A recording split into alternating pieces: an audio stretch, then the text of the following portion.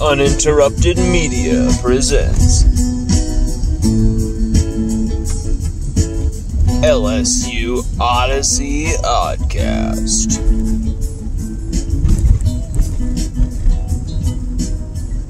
Happy Friday, baby. Are you ready to go? Are you ready to go? 'Cause I am. I expect LSU to come out with some fire-breathing energy tomorrow morning. Ton of intensity. They will not be had again by this ridiculous air raid offense. Or could they? Now, if you read my piece on LSUODYSSEY.COM, where I discuss, all these swirling questions around the team, kind of go into why there's questions, what can be done about it, and then I predict the game. And I'm not going to ruin my prediction, but I predicted a shootout. A game where LSU's defense would be sloppy, would allow big plays, but in the end would make some turnovers, create some turnovers, would cause some havoc on some plays, some sacks, maybe a forced fumble, something like that as well. And it will keep LSU ahead in this track meet, so to speak. Now, what I want to ask everybody right now, though, is prepare yourself for the unthinkable, okay? LSU do the same thing they did in 2020. But it's even worse because they haven't learned from it. Not one lick. And they've got Damone Clark isolated against tight ends and against flex guys and against slot receivers, and they got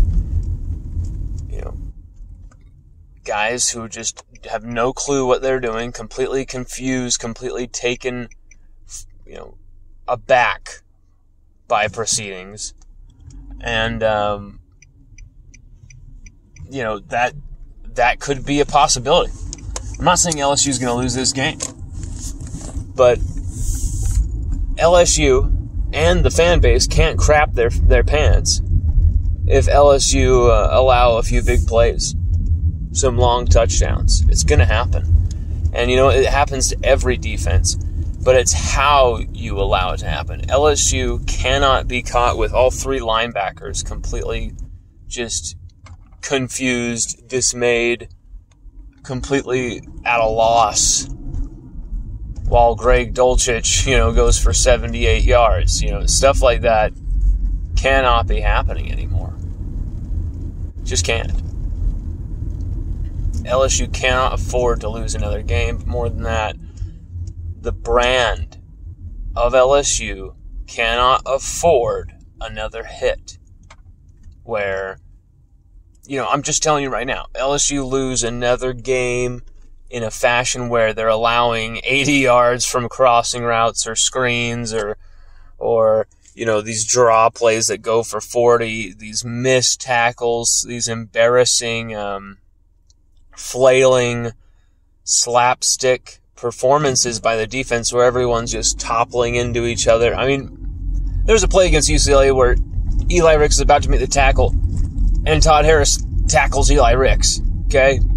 Like, if LSU go out there and do that again, that's starting to become the brand. That's starting to become the brand. That cannot happen. LSU can't. This 2021 team cannot allow that to happen.